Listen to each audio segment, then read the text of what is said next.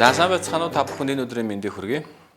За Express English сургалтын төвийн багш нар та бүхэндээ онлайн англи хэлний цуврал хичээлийг хүргээд багагүй хугацаа өнгөрч байгаа лээ.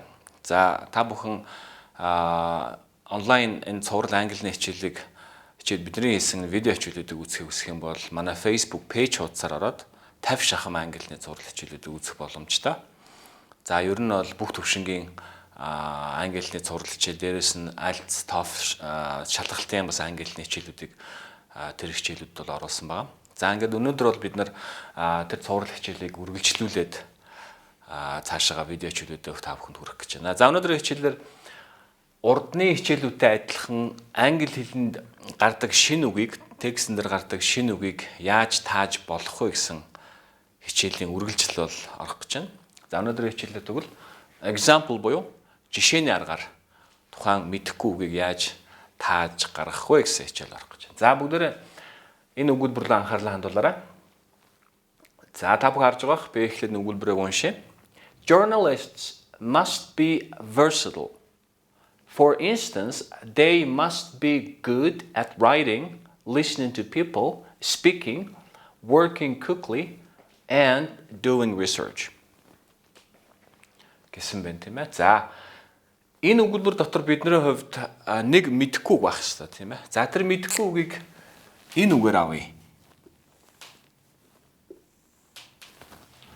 За энэ үгийг хоёр янзаар дууддаг. Британий англи хэл, Америкийн англи хэлээр. За Британий англиар бол versatile гэж дуудахад, Америкийн англиар versatile гэж дуудаж байгаа. За одоо бол энэ бидний хувьд мэдэхгүй учраас утгыг мэдэхгүй байгаа гэж ойлгох юм тийм ээ. За сэтгүүлчид versatile байх ёстой гинэ. For instance, жишээлх юм бол гэж байгаа. For instance гэдэг маань жишээлбэл гэсэн үг шүү дээ. Жишээлбэл гэдэг энэ жишээний араас орсон одоо энэ үгнүүд тэгэхээр яасан байна?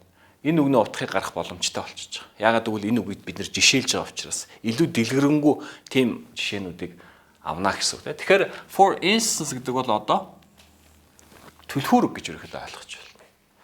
За жишээлх юм бол яасан байна харъя. Сэтгүүлчд маань writing бичих, хүмүүсийг сонсох, ярих, за хурдан ажиллах, судалгаа хийх гэх мэт зүйлдээ good, сайн байх ёстой гинэ.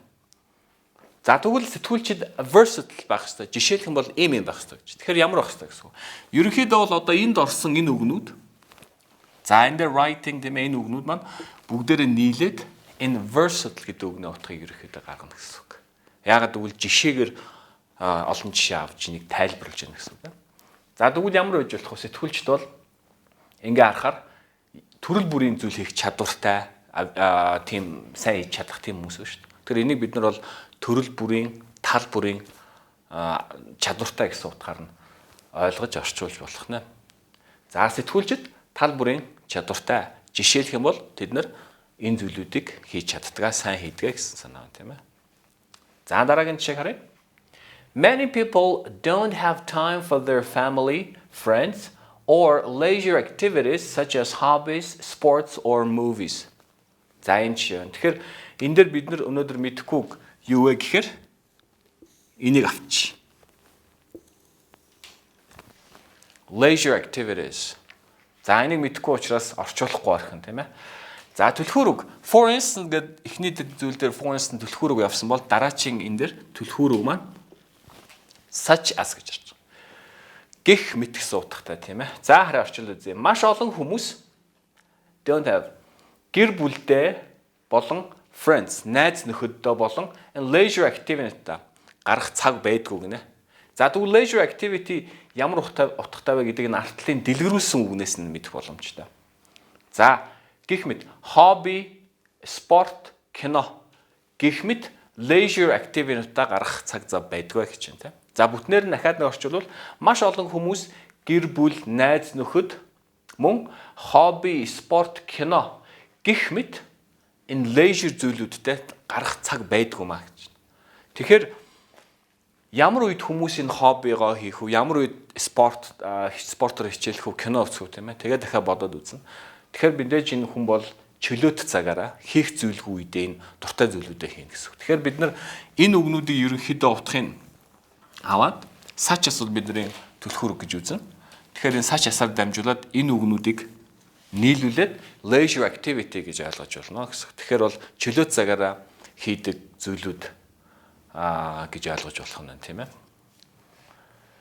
За ингээд энийг бүтнээр нэг орчуулад үзье. Маш олон хүмүүс гэр бүл, найз нөхөд, хобби, спорт, кино гэх мэт чөлөөт цагаараа хийдэг зүйлүүдэд гарах цаг хомос байдаг юм гэж орчуулж болох нь тийм.